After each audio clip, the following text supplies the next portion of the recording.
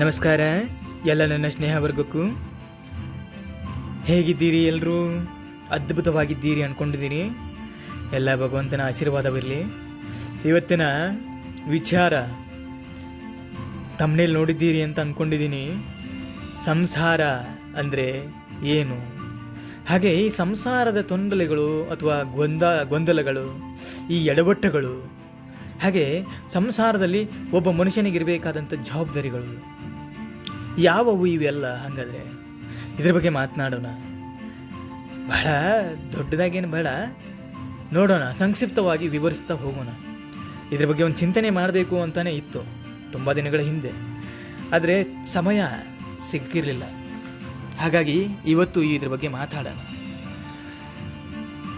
ಇನ್ನೊಮ್ಮೆ ಎಲ್ರಿಗೂ ಕೂಡ ಸ್ವಾಗತ. ಈ ಸಂಸಾರ ಅಂದರೆ ಏನು? ಸಂಸಾರವನ್ನು ಎರಡು ಭಾಗ ಮಾಡೋಣ. ಮೊದಲು ಸಂ ಪ್ಲಸ್ ಸಾರ. ಸಂಸಾರ ಸಂಬಂಧಗಳ ಬಗ್ಗೆ ತಿಳಿದುಕೊಳ್ಳುವಂಥದ್ದು ಸಂಸಾರ, ಸಂಬಂಧಗಳ ಸಾರವನ್ನು ತಿಳಿದುಕೊಳ್ಳುವಂಥದ್ದು ಸಂಸಾರ, ಸಂಗಾತಿಯ ಸಾರವನ್ನು ತಿಳಿದುಕೊಳ್ಳುವಂಥದ್ದು ಸಂಸಾರ, ಸಮ್ಮಿಲನಗಳ ಸಾರವನ್ನು ತಿಳಿದುಕೊಳ್ಳುವಂಥದ್ದು ಸಂಸಾರ. ಹಾಗೆ ಈ ಸಂಸಾರ ಅನ್ನುವಂಥದ್ದು ಏನಿದೆಯಲ್ಲ, ಗಂಡ ಹೆಂಡರ ನಡೆಯುವಂಥದ್ದಲ್ಲ ಸಂಸಾರ. ಇಡೀ ಒಂದು ಕುಟುಂಬದ ಸಂಸಾರವೂ ಸಂಸಾರವೇ ಆಗಿರುತ್ತೆ. ಹಾಗಾದರೆ ಈ ಸಂಸಾರಗಳಲ್ಲಿ ಯಾಕೆ ಗೊಂದಲಗಳು? ಯಾಕೆ ಮನುಷ್ಯ ಒಬ್ಬರನ್ನೊಬ್ಬರು ಅರ್ಥ ಮಾಡ್ಕೊಳ್ಳೋದಿಲ್ವೇ? ಯಾಕೆ ಈ ಗೊಂದಲಗಳು ನಡೆಯುತ್ತವೆ? ಸಂಸಾರಗಳು ಯಾಕೆ ಬೀದಿಗೆ ಬರುತ್ತೆ? ತುಂಬ ದೊಡ್ಡದೇನಿಲ್ಲ ಹೇಳ್ಕೊಳ್ಳುವಂಥದ್ದು, ತುಂಬ ಸುಲಭದ ಮಾತ್ರಗಳು, ಸುಲಭದ ಸೂತ್ರಗಳಿದ್ದಾವೆ. ನೋಡ್ರಪ್ಪ, ಗಂಡ ಹೆಂಡರ ನಡುವೆ ನಡೆಯುವಂಥದ್ದಷ್ಟೇ ಸಂಸಾರ ಅಲ್ಲ. ಫಾರ್ ಎಕ್ಸಾಂಪಲ್, ಈಗ ನಿಮ್ಮ ಮದುವೆಗೂ ಮುಂಚೆ ನಿಮ್ಮ ವಯಸ್ಸು ಎಷ್ಟಾಗಿತ್ತು? 24, 25. ಮದುವೆ ಆದಮೇಲೆ ಯಾಕೆ ಇದು ಅಂದರೆ ವಿವಾಹದ ಒಂದು ಜೀವನವನ್ನು 25 ವರ್ಷಕ್ಕೆ ನೀವು ಎಕ್ಸ್ಪ್ಯಾಂಡ್ ಮಾಡಲ್ಲ? ಅದು ಮುಖ್ಯವಾಗಿ ಬೇಕಿರುವಂಥದ್ದು. ಅದರ ವಿಚಾರಕ್ಕೆ ಬರೋಣ. ಒಂದು ಸಣ್ಣ ಉದಾಹರಣೆ ಕೊಡ್ತೀನಿ. ಮಾರುಕಟ್ಟೆಯಲ್ಲಿ ಏನೋ ಒಂದು ಹೊಸದು ಬಂದಿದೆ, ಅದು ಒಂದು ವಸ್ತು ಅಥವಾ ಏನೋ ಒಂದು ಪ್ರಾಡಕ್ಟು. ಅದನ್ನು ತಂದ್ರಿ ನೀವು ಮನೆಗೆ. ಏನೋ ಅದು ಇದ್ದರೆ ನನಗೆ ಬೇಕೋದು, ಅದರಿಂದ ಏನೇನೋ ಒಳ್ಳೆ ಫೀಚರ್ಗಳಿದ್ದಾವಂತೆ, ಅವುಗಳನ್ನು ನಾನು ಜೀವನದಲ್ಲಿ ಬಳಸ್ಬೋದು. ಏನೋ ತಂದ್ರಪ್ಪ, ಎಲ್ಲರೂ ತರ್ತಿದ್ದಾರೆ, ನಾನು ತಂದಿದ್ದೀನಿ. ಅದಕ್ಕೆ ಒಂದು ಯೂಸರ್ ಮ್ಯಾನ್ಯುವಲ್ ಗೈಡ್ ಅಂತ ಇರುತ್ತೆ. ಯಾವುದೇ ಒಂದು ವಸ್ತುವನ್ನು ಖರೀತಂದ್ರು ಅಥವಾ ಕೊಂಡ್ಕೊಂಡು ತಂದರು, ಅದಕ್ಕೆ ಯೂಸರ್ ಮ್ಯಾನ್ಯುವಲ್ ಗೈಡ್ ಅಂತ ಇರುತ್ತೆ. ಆ ಗೈಡೇ ಇಲ್ಲ ಅಂದರೆ ಒಂದು ಅರ್ಧ ಗಂಟೆ 1 ಗಂಟೆ ಬಳಸೋದಕ್ಕೆ ನೋಡ್ತೀರಾ, ಅದು ನಿಮ್ಗೆ ಗೊತ್ತಾಗಲ್ಲ. ಆ ಗೈಡೇ ಇಲ್ಲ ಅಂದರೆ, ಯೂಸರ್ ಗೈಡೇ ಇಲ್ಲ ಅಂದರೆ ಬಳಸೋದಕ್ಕೆ ನೋಡ್ತೀರಾ, ಅರ್ಥ ಆಗಲ್ಲ. ಅದನ್ನು ಕೊನೆಗೆ ಏನು ಮಾಡ್ತೀರಾ? ಅಯ್ಯೋ ದುಡ್ಡು ವೇಸ್ಟು, ಸುಮ್ಮನೆ ತಂದೆ, ನನಗೆ ಅರ್ಥನೇ ಆಗ್ತಾಯಿಲ್ಲ. ಒಂದು ವೇಳೆ ಅದರ ಯೂಸರ್ ಗೈಡು ಅದ್ರ ಜೊತೆಗೆ ಬಂದಿದ್ದನ್ನು ನೀವು ತೆರೆದು ನೋಡಿದರೆ, ಸ್ಟೆಪ್ ಬೈ ಸ್ಟೆಪ್ ಅದನ್ನು ಉಪಯೋಗಿಸೋದಕ್ಕೆ ಅದರದ್ದೇ ಆದಂಥ ಗೈಡಿಂಗ್ಸನ್ನು ಕೊಟ್ಟಿದ್ದಾರೆ. ಇದನ್ನು ಮಾಡಬೇಕು, ಅದನ್ನು ಮಾಡಬೇಕು ಅಂತ. ಆದರೆ ಸಂಸಾರಕ್ಕೂ ಕೆಲವು ಗೈಡ್ಗಳಿದ್ದಾವೆ, ಯೂಸರ್ ಗೈಡ್ಸ್ ಇದ್ದಾವೆ. ಜೀವನಕ್ಕೂ ಯೂಸರ್ ಗೈಡ್ಗಳಿದ್ದಾವೆ. ಅದನ್ನು ಓದೋದಕ್ಕೂ ಹೋಗೋದಿಲ್ಲ ನೀವು. ಯಾಕೆಂದರೆ ನಮ್ಮದು ಇದು ಫಾಸ್ಟ್ ಲೈಫ್ ನೋಡಿ. ಯಾವುದೋ ಒಂದು ಪ್ರಾಡಕ್ಟ್ನ ತರ್ತೀವಿ, ಅದಾ ಯೂಸ್ ಮಾಡ್ತೀನಿ ಬಿಡು, ನನಗೆ ಗೊತ್ತು ಅದ್ರ ಬಗ್ಗೆ. ಆ ಬಟನ್ ಒತ್ತಿದ್ರೆ ಅದಾಗುತ್ತೆ, ಈ ಬಟನ್ ಒತ್ತಿದ್ರೆ ಇದಾಗುತ್ತೆ. ಯೂಸರ್ ಗೈಡ್ನ ಹರಿದಾಕ್ಬಿಡ್ತೀರಿ, ಎಲ್ಲ ಕಳೆದಾಕ್ಬಿಡ್ತೀರಿ. ತಂದ ತಕ್ಷಣ ಡಸ್ಟ್ಬಿನ್ಗೆ, ಆ ಯೂಸರ್ ಗೈಡ್ ಬೀಳುವಂಥ ಜಾಗನೇ ಡಸ್ಟ್ಬಿನ್ ಫಸ್ಟು. ಹಾಗೆ ಅಲ್ಲೇ ನೀವು ಯೂಸರ್ ಗೈಡ್ನ ಓದದೇ ಇರುವಂಥ ಪರಿಸ್ಥಿತಿ ಇದೆ ಅಂದಮೇಲೆ ಜೀವನದಲ್ಲಿ ನೀವು ಯಾಕಪ್ಪ ಯೂಸರ್ ಗೈಡ್ಗಳನ್ನ ಓದ್ತೀರಾ? ಅದೆಷ್ಟೋ ಹಿರಿಯರು, ನಮ್ಮ ಪೂರ್ವಜರು, ರಾಮಾಯಣ ಮಹಾಭಾರತ ಕಾಲದಿಂದ ಅದೆಷ್ಟೋ ಹಳೆಯ ತಲೆಮಾರಿನವರು ನಮಗೆ ಅಂತಾನೆ, ಜೀವನದ ಬುತ್ತಿಗೆ ಅಂತಾನೆ ಒಂದಿಷ್ಟು ಪೀಳಿಗೆಯವರು ಹೊತ್ತಿಗೆಗಳನ್ನು ಬಿಟ್ಟು ಹೋಗಿದ್ದಾರೆ. ಜೀವನದ ಅರಿವು ಅಥವಾ ಜೀವನಕ್ಕೆ ಸಂಬಂಧಿಸಿದ ಹಲವು ಹೊತ್ತಿಗೆಗಳು ನಮ್ಮ ಕಣ್ಣು ಮುಂದೆ ಇದ್ದಾವೆ, ಓದೋದಿಲ್ಲ. ಮದುವೆ ಆದ ಹೊಸದ್ರಲ್ಲಿ ಅವಳು ನನ್ನ ಮಾತು ಕೇಳಲ್ಲ, ಆಯ್ತಪ್ಪ ಅವಳು ನಿನ್ನ ಮಾತು ಕೇಳ್ತಾ ಇಲ್ಲ, ನೀನೇ ಅವಳಿಗೆ ಅನುಗುಣವಾಗಿ ಹೋಗು, ಅನುಸರಿಸ್ಕೊಂಡು ಹೋಗು. ಆಗಲ್ಲ. ಇಲ್ಲ, ನನ್ನ ಗಂಡ ನನ್ನ ಮಾತು ಕೇಳಲ್ಲ, ನನ್ನ ಮೇಲೆ ಅನುಮಾನ ಪಡ್ತಾನೆ. ಆಯ್ತಪ್ಪ, ಹೊಸ ಒಂದು ಪ್ರಾಡಕ್ಟ್ನ ತಂದಿದೆಯಾ, ಮದುವೆ ಆಗಿದೆ, ಆದರೆ ಯೂಸರ್ ಗೈಡ್ನ ಹುಡುಕು. ಇಲ್ಲೇ ಎಲ್ಲೋ ಇರ್ಬೋದಲ್ಲ, ರಾಮಾಯಣದಲ್ಲೋ ಮಹಾಭಾರತದಲ್ಲೋ ಇಲ್ಲ ಹಳೆಯ ಪುರಾತನ ಅಂದರೆ ನಮ್ಮ ಹಿರಿಯರು ಬರೆದಿರ್ತಕ್ಕಂಥ ಪುಸ್ತಕಗಳಲ್ಲೂ ಅಡಗಿದೆ ಜೀವನದ ಅರ್ಥ. ಅದನ್ನು ಹುಡುಕೋದಿಲ್ಲ. ಅವಳು ಒಂದು ಹೊಡೆದ್ರೆ ನೀನು ನಾಲ್ಕು ಹೊಡಿತೀಯ. ಹಾಗಾದರೆ ಸಂಸಾರಗಳು ಗಟ್ಟಿಯಾಗಿರ್ತಾವ? ಇಲ್ಲ. ನೀವು ಅರ್ಥೇ ಇಲ್ಲ, ಅರಿವು ಅನ್ನೋದು ಇಲ್ಲವೇ ಇಲ್ಲ, ನೀವು ಅರ್ತಿಲ್ಲ. ನಿಮಗೆ ಆ ಹೆಣ್ಣು ಮಗಳ ಬಗ್ಗೆ ಗೊತ್ತೇ ಇಲ್ಲ. ಅವಳ ಪಾಸ್ಟ್ ಜೀವನ ಹೆಂಗಿತ್ತು, ಅವಳು ಇವಾಗ ಏನಿದ್ದಾಳೆ, ಅವಳ ಜೀವನದಲ್ಲಿ ಏನಿದೆ, ಅವಳ ಮನಸ್ಸಲ್ಲಿ ಏನಿದೆ, ಏನೂ ಅರ್ಥ ಮಾಡ್ಕೊಳ್ಳಿಲ್ಲ. ಅವಳಿಗೆ ನಿಮ್ಮ ಬಗ್ಗೆ ಕೂಡ ತಿಳಿಸ್ಕೊಡೋದಕ್ಕೆ ಹೋಗಲಿಲ್ಲ. ನನ್ನ ಜೀವನ ಹೀಗಿತ್ತು, ನಾನು ಹೀಗಿದ್ದೀನಿ, ಹೀಗಿರ್ತೀನಿ ಮುಂದೆ. ಹಾಂ ಇಲ್ಲ, ನಿಮ್ಮ ಮಧ್ಯೆ ಸೀಕ್ರೆಟ್ ಫೋಲ್ಡರ್ಗಳನ್ನ ಮಾಡಿಟ್ಕೊಂಡಿದ್ದೀರಿ, ಸೀಕ್ರೆಟ್ ಫೈಲ್ಗಳಿದ್ದಾವೆ, ಅದಕ್ಕೂ ಸೆಕ್ಯೂರಿಟಿ ಪ್ಯಾಚಪ್ಗಳಿದ್ದಾವೆ ಜೀವನದಲ್ಲೂ ಕೂಡ. 1, 4, 8 ಹೊಡೆದ್ರೆ ಈ ಫೋಲ್ಡರ್ ಓಪನ್ ಆಗಬೇಕು, 10, 16, 20 ಹೊಡೆದ್ರೆ ಈ ಫೋಲ್ಡರ್ಗಳು ಓಪನ್ ಆಗಬೇಕು. ಅಲ್ಲ, ನಿಮ್ಮ ಮಧ್ಯೆ ಪಾರದರ್ಶಕತೆ ಇಲ್ಲ ಅಂದಮೇಲೆ ಯಾವ ಸಂಸಾರಗಳು ಇವತ್ತು ಭೂಮಿ ಮೇಲೆ ಶಾಶ್ವತವಾಗಿ ಉಳಿಯೋದಕ್ಕೆ ಸಾಧ್ಯ ಹೇಳಿ? ಮದುವೆಯಾದ 3 ವರ್ಷದಲ್ಲಿ ಒಬ್ಬ ಲಾಯರಿಗೆ ಫೀಸ್ ಕಟ್ಟಿ ಸಾಯ್ತಾ ಇರ್ತೀರಾ, ಇಲ್ಲ ಇನ್ಯಾವನೋ ನ್ಯಾಯಾಧೀಶ ನಿಮ್ಮ ತೀರ್ಪು ಕೊಡುವಲ್ಲಿ ದಿನಗಳ ಕಳೀತಾ ಇರ್ತಾನೆ, ಅವನಿಗೆ ಟೈಮ್ ಪಾಸ್ ಆಗ್ತಿರಲ್ಲ. ನೀವು ದಿನ ಹೋಗಿ ಜಡ್ಜ್ಮೆಂಟ್ ಮುಂದೆ ನಿಂತ್ಕೊಂತೀರ, ಜಡ್ಜ್ ಮುಂದೆ. ಅವಳ ತಪ್ಪನ್ನು ನೀನು ಹೇಳೋದು, ನಿನ್ನ ತಪ್ಪನ್ನು ಅವಳು ಹೇಳುವುದು, ಬಗೆಹರಿಯುವುದಾದರೂ ಹೇಗೆ? ಅಲ್ಲ ಕಣ್ರಯ್ಯ, ಹೊಸ ಒಂದು ಪ್ರಾಡಕ್ಟು ಮದುವೆ ಮಾಡ್ಕೊಂಡು ಬಂದಿದ್ದೀರಿ. ಆ ಮದುವೆ ಅನ್ನುವಂಥ ಹೆಣ್ಣನ್ನು ನಾನು ಪ್ರಾಡಕ್ಟಿಗೆ ಹೋಲಿಸಿಬಿಡ್ತೀನಿ ಬಿಡಿ. ಇವಾಗ ನಿಮ್ಮ ಜೀವನಕ್ಕೆ ಏನೋ ಒಂದು ಮಾರುಕಟ್ಟೆಯಲ್ಲಿ ಹೊಸದಾಗಿ ಸಿಕ್ಕಿದೆ, ಹುಡುಕ್ತೀರಾ, ನಿಮಗೆ ಬೇಕಾಗಿದ್ದನ್ನು ಆಯ್ಕೆ ಮಾಡ್ತೀರಾ, ತೊಗೊಂಬಂದಿಡ್ತೀರಾ, ನಿಮ್ಮ ಜೀವನಕ್ಕೆ ತೊಗೊತೀರಾ, ನಿಮ್ಮ ಮನೆಗೆ ತಂದಿಡ್ತೀರಾ. ಅದನ್ನು ಆಪರೇಟ್ ಮಾಡುವಂಥ ಮ್ಯಾನ್ಯುವಲ್ ಗೈಡು ನಿಮ್ಮ ಬಳಿ ಸರಿಯಾಗಿಲ್ಲ ಅಂತಂದರೆ, ನಿಮ್ಮ ಬಳಿ ಆ ಒಂದು ವಸ್ತು ಅನ್ನೋದಕ್ಕಿಂತ ಆ ಒಂದು ಹೆಣ್ಣನ್ನು ಹೇಗೆ ನಡೆಸ್ಕೋಬೇಕು, ಹೇಗೆ ನಡಿಬೇಕು ಅವ್ರ ಜೊತೆಗೆ ಅನ್ನುವಂಥ ಮ್ಯಾನ್ಯುವಲ್ ಗೈಡು ನಿಮ್ಮ ಹತ್ರ ಸರಿಯಾಗಿ ಇಲ್ಲ ಅಂತಂದರೆ ಜೀವನ 3 ದಿನದಲ್ಲೇ 3 ಬಟ್ಟೆ ಆಗುತ್ತೆ. ಹಿರಿಯರ ಮಾತುಗಳಿಗೆ ಮೌಲ್ಯ ಇಲ್ಲ. ಮೊದಲಿನ ಕಾಲದಲ್ಲಿ ಮದುವೆ ಆದರೆ ಊರಲ್ಲೊಂದು ಅಗಸಿ ಅಂತ ಇರುವುದು, ಊರಿನ ಹೊರಗಡೆ. ಅಗಸಿ ಅಂತಂದರೆ ಒಂದು ಊರಿನ ಹೊರಗಡೆಯ ಚೌಕಿ. ಅದು ಊರಲ್ಲಿ ಯಾವುದೇ ಹೆಣ್ಣುಮಗಳ ಮದುವೆ ಆದರೂ ಊರಲ್ಲಿ ಓಣಿಯಲ್ಲಿರುವ ಒಂದಿಷ್ಟು ಹೆಣ್ಣು ಮಕ್ಕಳು ಆ ಹೆಣ್ಣು ಮಗಳನ್ನ ಗಂಡನ ಮನೆಗೆ ಕಳ್ಸೋಕೆ ಬರ್ತಿದ್ರು, ಅಗಸಿ ಕರ್ಕೊಂಡು. ಆ ಹೆಣ್ಣುಮಗಳು ಏನು ತವ್ರ ಮನೆ ಸಂಬಂಧನೇ ಕಟ್ಟಾಯಿತು ಏನೋ, ಇನ್ನು ತವ್ರ ಮನೆಗೆ ವಾಪಸ್ ಬರೋದೇ ಇಲ್ವೇನೋ ಅನ್ನೋ ಥರ ಅಳೋಳು. ಅವಳನ್ನು ಕಳಿಸುವಾಗ ಅವರ ತಂದೆ ತಾಯಿ, ಅವರ ಅಣ್ಣ ತಮ್ಮಂದರು ಕೂಡ ಅಳೋರು. ಅದು ಎಂಥ ಸೊಬಗರಿ, ಅದು ಎಂಥ ಸನ್ನಿವೇಶಗಳು ನೋಡುವಂಥದ್ದು. ಕರಳು ಕಿತ್ತು ಬರ್ತಾ ಇತ್ತು, ಕರಳು ಕಿವಿಸ್ತಾ ಇತ್ತು. ಅಯ್ಯೋ, ನಾನು ಹೊರಟಿದ್ದೀನಿ ಗಂಡನ ಮನೆಗೆ, ದುಃಖ ಆಗ್ತಾ ಇದೆ ನನಗೆ, ಅಣ್ಣ ತಮ್ಮಂದ್ರನ್ನ ಬಿಟ್ಟು ಹೋಗ್ತಾ ಇದ್ದೀನಿ, ಅಪ್ಪಂದ್ರನ್ನ ಬಿಟ್ಟು ಅಪ್ಪ ಅಮ್ಮಂದ್ರನ್ನ ಬಿಟ್ಟು ಹೋಗ್ತಾ ಇದ್ದೀನಿ, ಗಂಡನ ಮನೆ ನಾನು ಹೇಗೆ ನೋಡುತ್ತೋ ಗೊತ್ತಿಲ್ಲ. ಎಂಥ ವಿಚಾರಗಳ್ರಿ ಇವು. ಆವಾಗಿನ ತಂದೆ ತಾಯಂದರು ಅವನ್ನ ತುಂಬುತ್ತಾ ಇದ್ರು ತಲೆಯಲ್ಲಿ. ಇವತ್ತಿದೆಯಾ? ಇಲ್ಲ. We are in advance technology. ನಾವು 21ನೇ ಶತಮಾನದಲ್ಲಿದ್ದೀವಿ. 21ನೇ ಶತಮಾನ ನಿಮ್ಮ ಮನೆತನಕ್ಕೆ, ನಿಮ್ಮ ಸಂಸಾರಕ್ಕೆ ಆಗಿಲ್ಲಯ್ಯ. ನೀವು ಬಳಸ್ತಾ ಇದ್ದೀರಲ್ಲ ಉಪಕರಣಗಳು, ಅವು ಅಪ್ಗ್ರೇಡ್ ಆಗಿರುವಂಥದ್ದು. ಮನುಷ್ಯನ ಮೆದುಳು, ಮನುಷ್ಯನ ಮನುಷ್ಯತ್ವಗಳು ಅಪ್ಗ್ರೇಡ್ ಆಗಿಲ್ಲ. ಅವನ್ನ ನೀವು ಅಪ್ಗ್ರೇಡ್ ಮಾಡ್ತೀನಿ ಅಂತಂದರೆ ಕಳಪೆ, ಕೊಳಚೆ, ದುರ್ನಾತ ಹೊಡೆಯುವಂಥ ವಿಚಾರಗಳೇ ಅಪ್ಗ್ರೇಡ್ ಆಗ್ತವೆ ಹೊರತು ಜೀವನಕ್ಕೆ ಬೇಕಾದಂಥ ಯಾವ ವಿಚಾರಗಳು ಅಪ್ಗ್ರೇಡ್ ಆಗ್ತಾ ಇಲ್ಲ ಇವತ್ತಿನ ದಿನದಲ್ಲಿ. ಹಾಗಾಗಿ ಅಂದಿನ ಕಾಲದಲ್ಲಿ ಒಂದು ಹೆಣ್ಣು ಮಗಳು ತವ್ರ ಮನೆಗೆ ಪಂಚಮಿಗೆ ಬರ್ತಾಳೆ ಅಂತಂದ್ರೆ ಆ ಓಣ್ಯಾಗಿನ ಎಲ್ಲ ಹುಡುಗಿಯರು ಕುಡಿ ಕಾಯ್ತಿದ್ರ ಆ ಗೆಳತಿ ಬರೋದನ್ನು.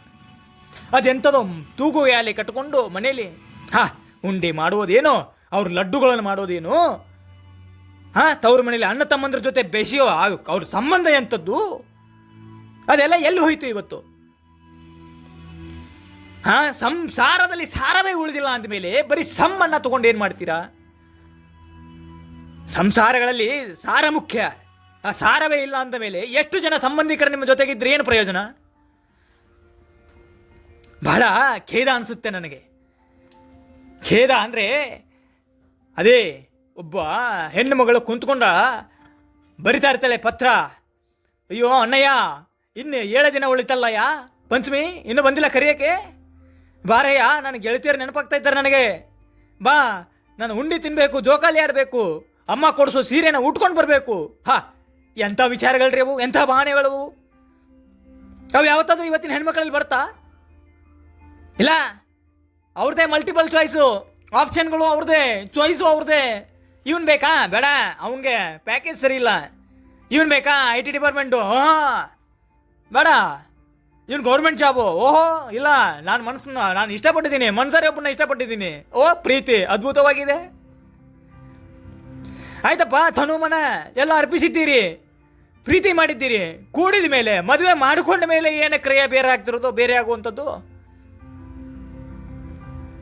ಯಾಕೆ ಪ್ರೀತಿಗೆ ಅನ್ನೋದಂತ ಒಂದು ಟ್ಯಾರಿಫ್ ಇದೆಯಾ? ವ್ಯಾಲಿಡಿಟಿ ಇದೆಯಾ? ಓ, ನನ್ನ ಪ್ರೀತಿಗೆ ವ್ಯಾಲಿಡಿಟಿ ಬರೀ 5 ವರ್ಷ ಇಲ್ಲ, ನನ್ನ ಪ್ರೀತಿಗೆ ಬರೀ 10 ವರ್ಷ ನಾನು ಟ್ಯಾರಿಫ್ ರೀಚಾರ್ಜ್ ಮಾಡಿರುವಂಥದ್ದು. ಆ ಮುತ್ತು, ಆ ಸೆಕ್ಸು, ಇವೆಲ್ಲ ಬರೀ 5 ವರ್ಷಕ್ಕೆ ಸೀಮಿತ. ಅದಾದ್ಮೇಲೆ ನೀನ್ಯಾರು ನಾನ್ಯಾರು? ಇದಕ್ಕೆ ಮದುವೆ ಅನ್ನಲ್ಲ ಕಣ್ರಯ್ಯ, ವೇಷವಾಟಿಕೆ ಅಂತಾರೆ, ವೇಷವಾಟಿಕೆ. ಅರ್ಥ ಮಾಡ್ಕೊಳ್ಳಿ. ಅದ್ಯಾರನ್ನು ಇಷ್ಟಪಡದಂತೆ ಅಪ್ಪ ಅಮ್ಮನ ದ್ವೇಷ ಕಟ್ಕೊಂಡು ನಾಳೆ ನಿಮ್ಮನ್ನ ನೀವು ಚಾಯ್ಸ್ ಮಾಡ್ಕೊಂಡು ಯಾರನ್ನ ಮದುವೆ ಮಾಡ್ಕೊಂಡು ಕರ್ಕೊಂಡು ಹೋಗಿರ್ತಾರ, ಹೆತ್ತವರು ಕೈ ಬಿಡ್ತಾರೆ ನಿಮ್ಮನ್ನ. ನಡು ರಸ್ತೆಯಲ್ಲಿ ನಿಂತ್ಕೊಂಡು, ಅಯ್ಯೋ ನನ್ನ ಕಷ್ಟ ಯಾರು ಕೇಳೋರಿಲ್ವೇ ಹತ್ರು, ಅಥವಾ ನೀವು ಹೊಯ್ಕೊಂಡ್ರು ಬಾಯಿ ಬಿಡ್ಕೊಂಡ್ರು ನಿಮ್ಮ ಬಂದು ಯಾರು ಸಹಾಯ ಮಾಡಲ್ಲ. ಯಾಕೆಂದ್ರೆ ಅಲ್ಲಿ ಬರ್ದಿದ್ದೀರಾ ಮೊದಲೇ ನೀವು ಮುನ್ನುಡಿಗೆ, ಏನು ಮೈ ಆಪ್ಷನ್ಸ್, ಮೈ ಚಾಯ್ಸ್, ನನ್ನ ಆಯ್ಕೆಗಳು, ನನ್ನ ಅವಕಾಶಗಳು ನನಗೆ ಸೀಮಿತ ಅಲ್ಲ. ನಿಮ್ಮದು ನೀವೇ ಅಷ್ಟೊಂದು ಕೆಟ್ಟದಾಗಿ ಹೀನಾಯವಾಗಿ ಹೊರಗಡೆ ಬಂದಿದ್ದೀರಾ ಅಂತಂದರೆ ಸಾಧಿಸಿ ತೋರಿಸ್ಬೇಕಲ್ಲ. ಯಾಕೆ ಇವತ್ತಿನ ತಂದೆ ತಾಯಿಯಂದ್ರು ಪ್ರೀತಿ ಪ್ರೇಮ ಅಂದ ತಕ್ಷಣನೇ ಆ ಪ್ರೇಮಿಗಳನ್ನ ದೂರ ಮಾಡುವಂಥದ್ದು, ಆ ಹುಡುಗನ ಹೊಡೆದು ಆಚೆ ಹಾಕುವಂಥದ್ದು, ಇವೆಲ್ಲ ನೀವು ಮಾಡ್ಕೊಂಡಿರುವಂಥದ್ದೇ. ಸಂಸಾರ ಸಾಗರದಲ್ಲಿ ಸಾರವನ್ನೇ ಅರಿಯದೆ ನೀನು ಸಂಸಾರವನ್ನು ಮುಗಿಸುವಲ್ಲಿ ವಿಫಲನಾಗುವುದಲ್ಲದೆ ನೀನು ಸಂಸಾರವನ್ನು ಗೆಲ್ಲಲಾರೆ. ಯಾಕೆಂದ್ರೆ there is no values, you can't do anything. Relation ಅಲ್ಲಿ ಏನಾದರೂ ವ್ಯಾಲ್ಯೂ ಇರಬೇಕು, ಅರ್ಥನೇ ಇಲ್ಲ. ಪ್ರತಿದಿನ ಅದು ಅಲ್ಲ, ಇವತ್ತಿಗೆ ಬಿಡಿ, ಒಂದು ಹೈಕೋರ್ಟಲ್ಲಿ ಪ್ರತಿನಿತ್ಯ 1 ವರ್ಷಕ್ಕೆ ಸುಮಾರು ಲಕ್ಷ ಡಿವೋರ್ಸ್ ಕೇಸ್ಗಳು ಅಪೀಲ್ ಆಗ್ತಾ ಇದೆ ಅಂತಂದರೆ ಏನು ಅರ್ಥ ಇದಕ್ಕೆ? ಹಂಗಾರೆ ಪ್ರೀತಿಗೆ ವ್ಯಾಲ್ಯೂ ಇಲ್ಲ. ಅದೇ ಮನೆಯವರು ತಂದೆ ತಾಯಿಗಳು ನೋಡಿರುವಂಥ ಗಂಡನ್ನು ಹೆಣ್ಣನ್ನು ಮದುವೆ ಮಾಡಿಕೊಂಡ್ರೆ ನಾಳೆ ನಿಮ್ಮ ಸಂಸಾರದಲ್ಲಿ ಏನಾದರೂ ತಾಪತ್ರಯ ಬಂದರೆ ನಿಮ್ಮ ಹಿರಿಯರು, ನಿಮ್ಮ ತಂದೆ ತಾಯಿಯರು ಹಿಂದೆ ಇರ್ತಾರೆ. ಏನೋ ಒಳಿತೋ ಕೆಡಕೋ ಹಿರಿಯರ ಆಶ್ರಯ ನಿಮಗೆ ಸಿಗುತ್ತೆ.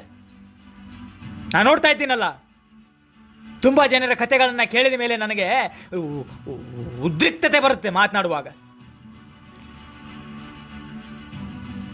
ಸಂಸಾರ ದೊಡ್ಡದಾಗಿ ಹೇಳ್ತಾರೆ, ಅಯ್ಯೋ ನಾನು ಪ್ರೀತಿ ಮಾಡಿದ್ದೀನಿ. ಪ್ರೀತಿ ಮಾಡಿ ಅದಕ್ಕೆ ಲೈಫ್ ಟೈಮ್ ವ್ಯಾಲಿಡಿಟಿ ಇಟ್ಕೊಂಡು ಪ್ರೀತಿ ಮಾಡಿ. ವ್ಯಾಲಿಡಿಟಿನ ಈ ಜಿಯೋ ರೀಚಾರ್ಜು ಅಥವಾ ಇನ್ಯಾವುದೋ ರೀಚಾರ್ಜು ಮಾಡಿದಿರ್ತಾರ, 5 ವರ್ಷನೋ 7 ವರ್ಷನೋ 10 ವರ್ಷನೋ, ಅದೆಲ್ಲ ಬೇಡ್ರಯ್ಯ, ಅದು ಬೇಡ, ಅದು ತಪ್ಪದು. ಮನುಷ್ಯರು ನಾವು ಮೃಗಗಳಲ್ಲ. ನಾಯಿಗಳು ಪ್ರೀತಿ ಮಾಡುತ್ತೆ, ತನ್ನ ತೆವಳು ತೀರಿದ ತಕ್ಷಣ ಬಿಟ್ಟು ಹೋಗುತ್ತೆ.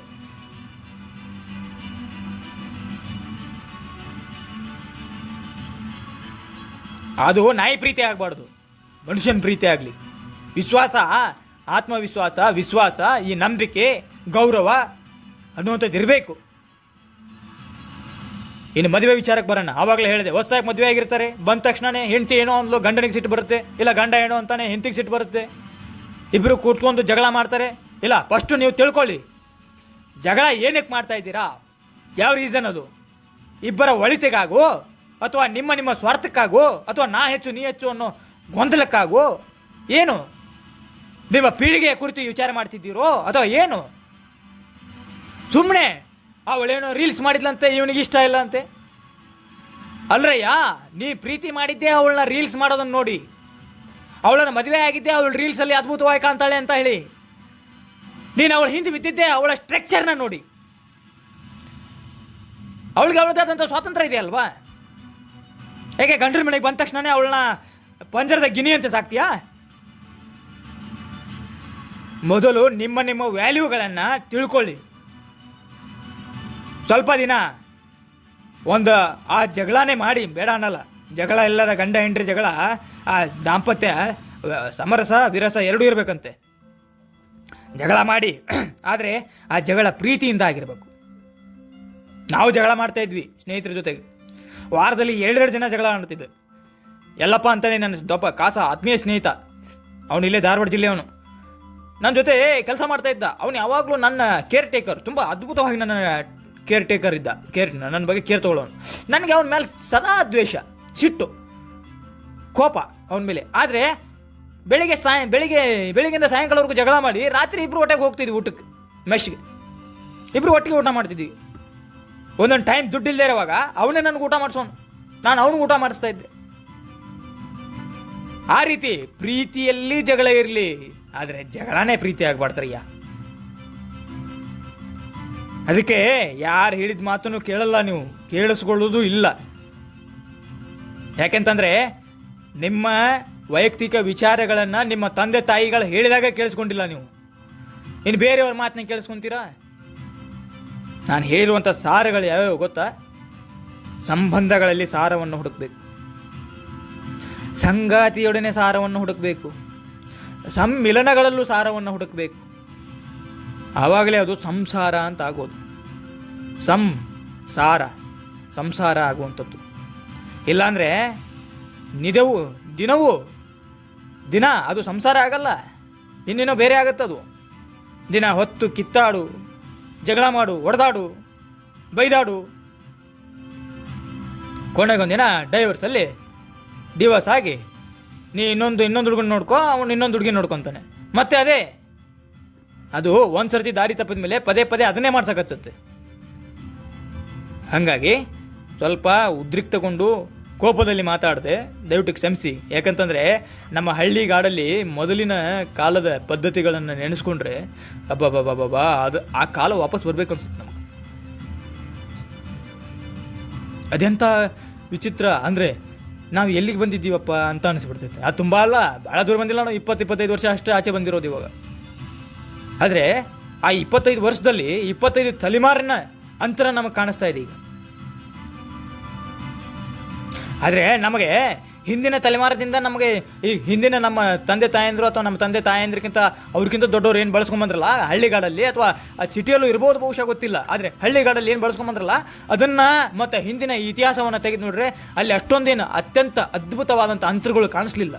ಬಟ್ ಇತ್ತೀಚೆಗೆ ನಡೀತಾ ಇದೆಯಲ್ಲ ಅಂತರಗಳು ಇವು, ಏನು 20-25 ತಲೆಮಾರಿನ ಅಂತರ್ಗತ ಅಂತರ ಅಲ್ಲ, ಒಳಗಿಂದಲ್ಲ, ಅಂತರ ಅಂದರೆ ಡಿಫ್ರೆನ್ಸು ಕಾಣಿಸ್ತಾ ಇದೆ. ಏನು ಮಾಡೋದು? ಎಲ್ಲರೂ ಅಡ್ವಾನ್ಸ್ಡ್ ಅಂತ ಹೇಳಿ ತಮ್ಮ ಮೈಂಡನ್ನು ಅಡ್ವಾನ್ಸ್ಡ್ ಮಾಡ್ಕೊಂಡ್ಬಿಟ್ರೆ ಲಿವಿಂಗ್ ಟುಗೆದರ್, ಅದೇನೋ ಲಿವಿಂಗ್ ಇನ್ ರಿಲೇಷನ್ಶಿಪ್. ಇನ್ನೇನು ಇಬ್ಬರು ಒಟ್ಟಿಗೆ ಇರ್ತಾರಂತೆ ಒಂದೇ ಮನೆಯಲ್ಲಿ, ಗಂಡ ಹೆಂಡ್ರ ಥರನೇ ಬದುಕ್ತಿರ್ತಾರಂತೆ. ಬಟ್ ಗಂಡ ಹೆಂಡ್ರ ಅಂತ ಅಲ್ಲೂ ಅಂತೆ. ಅದಕ್ಕೆ ಯಾಕಪ್ಪ ನೀವಿಬ್ಬರು ಒಂದೇ ಮನೇಲಿ ಇರಬೇಕು? ಅದಕ್ಕೆ ಅಂತ ಬೇರೆ ಬೇರೆ ಗೃಹಗಳೇ ಇದ್ದಾವಲ್ಲ, 500,000 ಕೊಟ್ಟರು ಹೋಗಲ್ಲಿ ಮುಗಿಸ್ಕೊಂಬರ್ಬೋದಲ್ಲ. ಅದಕ್ಕೇನಕ್ಕೆ ಲಿವಿಂಗ್ ಇನ್ ರಿಲೇಷನ್ಶಿಪ್ ಅಂತ ಮಾಡ್ಕೊಳ್ಳೋದು? ಅರ್ಥ ಮಾಡ್ಕೊಳ್ತಾರಂತೆ ಮೊದಲು. ಅಲ್ರಯ್ಯ, ನೀವು ಮೊದಲು ಅರ್ಥ ಮಾಡ್ಕೊಳ್ರಿ, ಆಮೇಲೆ ಬೇರೆಯವ್ರನ್ನ ಅರ್ಥ ಮಾಡ್ರು. ತನ್ನ ಅರಿತೊಡೆ ತನಗೆ ತಾನೇ ಗುರು ನೋಡ ಸರ್ವಜ್ಞ ಅಂತ ಹೇಳ್ಯಾನ ದೇವ್ರು. ಆವಾಗಲೇ ಹೇಳ್ಯಾನ, ಗುರುನು ಅಂತಾರ ದೇವ್ರು ಅಂತಾನ. ತನ್ನ ಅರಿತೊಡೆ ತನಗೆ ತಾನೇ ದೇವರು ನೋಡ ಸರ್ವಜ್ಞ. ನಿನ್ನೊಬ್ಬನ್ನೇ ಅರ್ಥ ಮಾಡ್ಕೊಂಡ್ಬಿಡು. ನಿನ್ನ ನೆಗೆಟಿವ್ ಏನು ಪಾಸಿಟಿವ್ ಏನು, ನಿನ್ನ ಲೂಪ್ ಹೋಲ್ಸ್ ಏನು ಅರ್ಥ ಮಾಡಿಕೊಂಡು ನೀ ಮುಂದೆ ಹೆಜ್ಜೆ ಇಡು, ಎಲ್ಲ ಒಳ್ಳೇದಾಗುತ್ತೆ. ಹೀಗೆ ತುಂಬ ವಿಚಾರಗಳನ್ನ ಹೇಳಬೇಕಂತ ಬಂದೆ.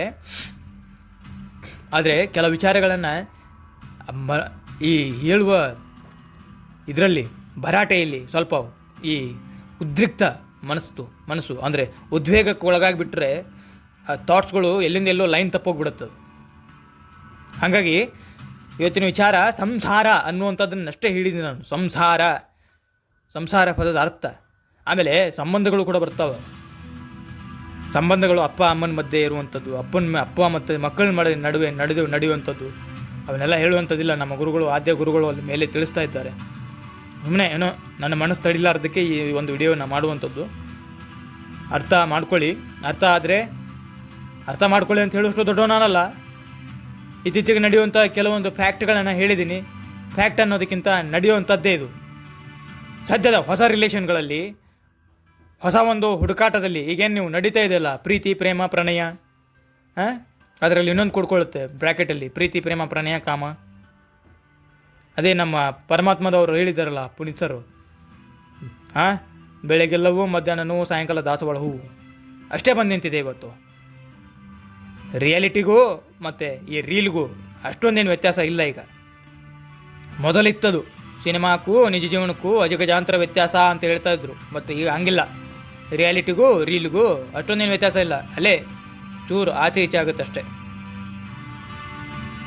ಎಲ್ರಿಗೂ ದೇವ್ರು ಒಳ್ಳೇದು ಮಾಡಲಿ.